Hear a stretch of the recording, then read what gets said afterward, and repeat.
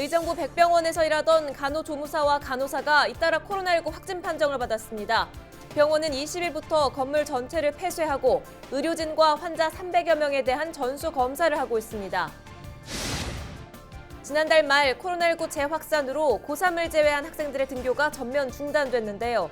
21일부터 제한적으로나마 등교가 재개됐습니다. 최근 지역화폐의 경제적 효과를 두고 여야 정치권의 공방이 뜨겁습니다. 뿐만 아니라 전문가 의견도 첨예하게 갈리는데요. 지역화폐에 대한 현장의 목소리를 들어봅니다. 안병용 의정부시장이 최근 논란이 되고 있는 지역화폐에 관해 지역화폐는 지역 경제를 살리는 마중물이라는 입장을 냈습니다. 그러면서 조세재정연구원을 향해서는 자숙하라고 밝혔습니다.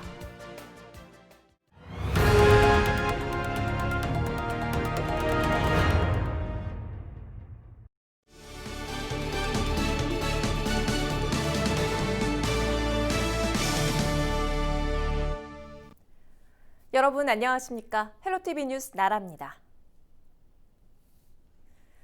의정부 백병원에서 일하던 간호조무사와 간호사가 잇따라 코로나19 확진 판정을 받았습니다.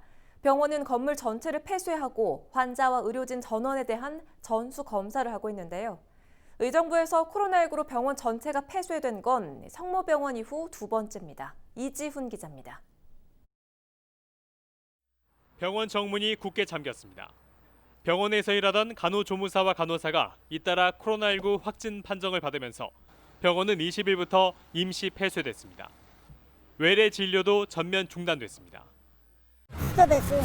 병원에 예, 소독하니까요. 이 병원에서 최초 확진자가 나온 것은 병동 5층입니다. 지난 19일 이곳에서 일하던 간호조무사가 코로나 양성 판정을 받은 겁니다. 병원은 즉각 5층을 코호트 격리하고 의료진과 환자 등 100여 명을 대상으로 진단검사를 했는데 이 과정에서 간호사 1명이 추가 확진됐습니다. 5층에선 더 이상의 확진자가 나오지 않았습니다. 병원은 현재 의료진과 환자 등 300여 명에 대한 전수검사를 하고 있습니다. 검사 결과는 하루 이틀 내에 나올 예정입니다. 이런 가운데 이 병원 최초 확진자인 간호조무사의 감염 경로는 밝혀지지 않았습니다. 헬로티비 뉴스 이지훈입니다. 최근 지역화폐의 경제적 효과를 두고 여야 정치권의 공방이 뜨겁습니다. 전문가에 따라서도 효과가 있다 없다 의견이 나뉘기도 하는데요. 지역화폐에 대한 현장의 목소리를 김호 기자가 들어봤습니다.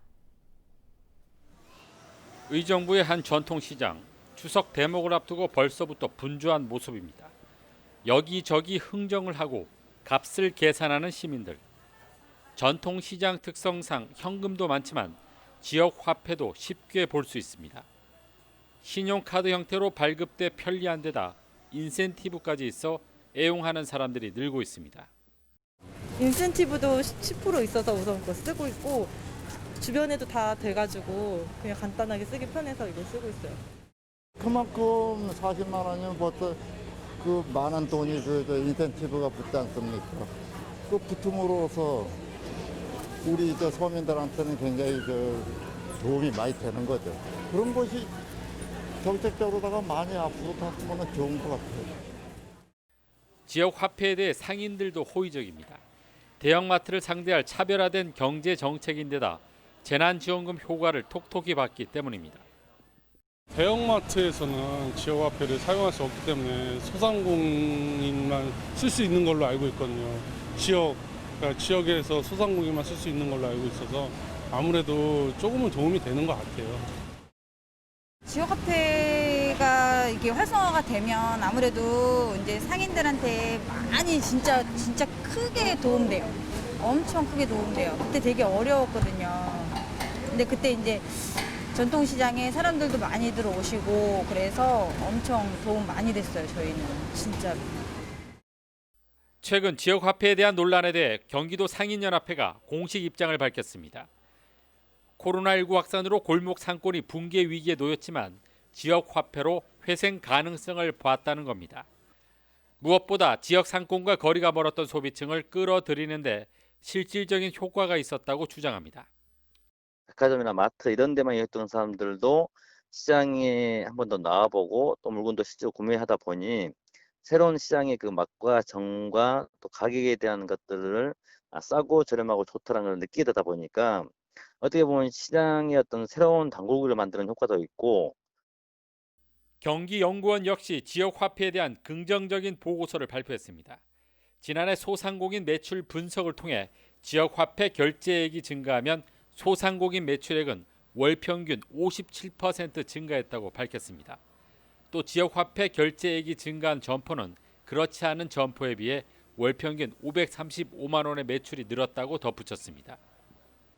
지역화폐만 가지고 지역화폐만 쓴 게 아니고 본인이 원래 가지고 있던 현금이나 또는 신용카드를 가지고 가서 지역화폐 쓰면서 그 부분 현금이나 신용카드를 더 쓰게 되더라 이거죠. 그래서 추가 소비가 발생해서 그 소상공인들 그런 지역 경제에 기여를 하게 되는. 이 밖에 동일 점포의 경우에도 지역화폐 결제액이 100만 원 증가하면 매출액은 월 평균 57만 원 증가하는 등 지역화폐 사용이 추가 매출 확대로 이어지고 있다고 강조했습니다. 지역화폐 매출액은 도심이 발달한 경기 남부보다는 상대적으로 낙후된 경기 북부 지역에서 더 크게 나타나 지역균형 발전에도 큰 도움을 하고 있다고 경기연구원은 주장하고 있습니다. 헬로티비 뉴스 김호입니다. 안병용 의정부 시장도 최근 논란이 되고 있는 지역화폐에 관해 지역화폐는 지역 경제를 살리는 마중물이라는 입장을 냈습니다. 안 시장은 입장문에서 지역화폐는 시민이 지역의 소비를 촉진시켜 경제 선순환을 유도하는 매우 중요한 정책이라고 밝혔습니다. 안 시장은 그러면서 최근 지역화폐 효과를 부정적으로 보고한 한국조세재정연구원의 발표에 우려를 나타내며 조세재정연구원은 자숙하라고 강조했습니다. 지난달 말 코로나19 재확산으로 고3을 제외한 학생들의 등교가 전면 중단됐는데요. 21일부터 제한적으로나마 등교가 재개됐습니다. 등교가 중단된 지 약 한 달 만인데 교육당국은 추석 연휴 이후 코로나19 확산 상황에 따라 등교 수업 확대 여부를 결정할 계획입니다. 김진재 기자입니다. 마스크를 낀 아이들이 하나둘씩 교문으로 들어갑니다. 기다리고 있던 선생님들은 아이들과 반갑게 인사합니다. 코로나19 재확산으로 중단됐던 등교가 다시 시작된 겁니다. 지난달 26일 전면 원격 수업으로 전환된 지 26일 만입니다. 친구를 만나서 기분 좋아요. 21일부터 등교는 재개됐지만 사회적 거리두기 조치에 따라 등교 인원은 최소화됩니다. 유치원과 초중학교는 전체 학생의 3분의 1 이내로, 고등학교는 3분의 2 이내로 등교 인원이 제한됩니다. 학교에 가지 않는 날에는 이전과 마찬가지로 원격 수업을 듣습니다. 한 달 내내 집에서 아이들과 씨름하던 학부모들은 제한적으로나마 등교가 재개되자 한시름 덜었습니다. 주변 엄마들하고 얘기를 할 때 추석 전에는 힘들지 않을까라는 생각을 많이 하고 있었어요. 근데 이렇게 추석 전에 등교가 재개돼서 참 다행이라고 생각하고 있습니다. 교육당국은 추석 연휴 특별 방역 기간을 고려해 다음 달 11일까지 등교와 원격 수업을 병행할 예정입니다. 이후 코로나19 확산 상황에 따라 등교 수업 확대 여부를 결정할 계획입니다. 10월 12일부터 등교 수업일을 더 확대할지 여부에 대해서는 감염증 추이와 지역별 상황을 종합적으로 고려해서 지역의 상황과 특성을 최대한 반영하도록 할 예정입니다.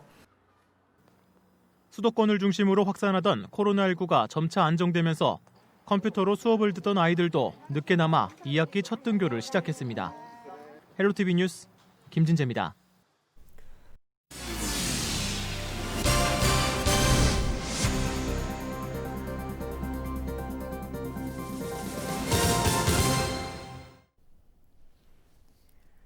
사실상 전국 17개 광역 지방 정부 중 경기도만 올해 고1 교육비 지원 혜택을 받지 못하게 됐습니다. 교육청이 난색을 보이고 있기 때문인데요.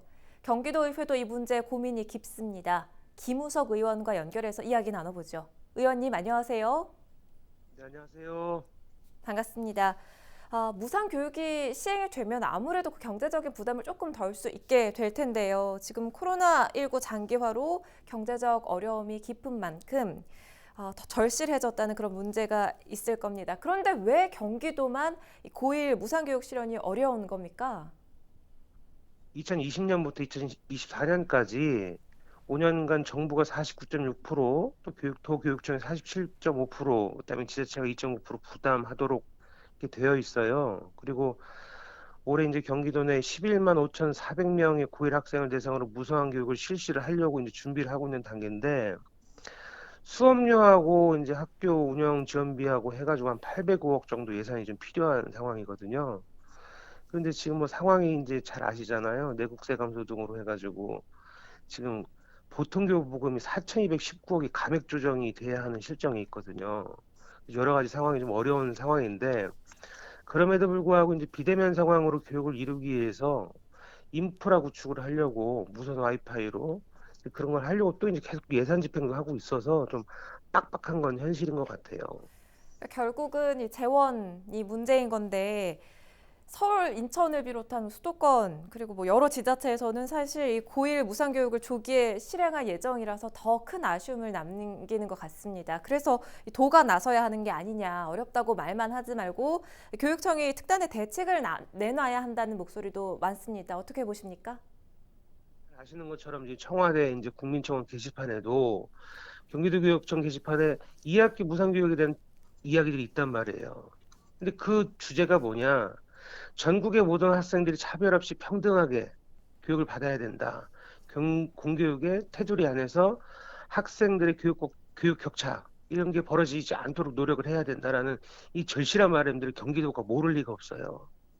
경기도도 마찬가지로 학생들이 평등하게 교육받고 그런 권리들을 보장하고, 또 경기도는 경제적 문제로 해서 교육 격차가 벌어지지 않도록 해야 할 의무가 분명히 있어요. 그런데 아까 내가 말씀드린 것처럼 코로나 이게 너무 심각하고 사회 곳곳에 뭐 사각지대에서부터 코로나로 인한 그 피해 지역들을 선제적으로 방어하기 위해서 예산들을 다 쓰고 있단 말이에요. 교육 부분도 마찬가지고. 그런데 예산을 마련하려면 다른 부분의 예산들을 조정을 해서 확보를 해야 되는데 이게 너무 어려운 거예요, 지금 경기도가. 의지는 있으나 상황이 좀 어렵다. 그러나 법 개정에 따라서 진행돼야 되는 절차들을 이행하기 위해서 충분히 고심하고 준비를 하고 있다, 이렇게 말씀드릴 수 있을 것 같습니다. 네, 시행을 위해서 부단히 노력 중이라는 설명해 주셨고요. 끝으로 의회 계획 한 말씀 남겨주시지요. 일단 뭐 우리 경기도에 계신 학부모 분들의 그 절실한 바람 그리고 또 염원 이런 것들을 저희들도 많이 고심을 하고 있습니다.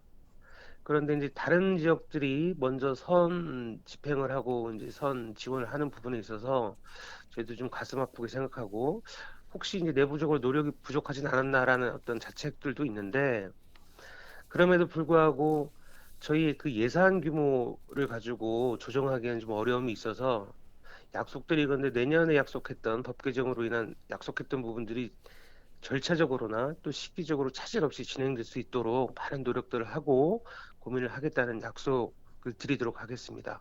네, 잘 알겠습니다. 오늘 말씀 고맙습니다. 김우석 경기도 의원과 이야기 나눠봤습니다.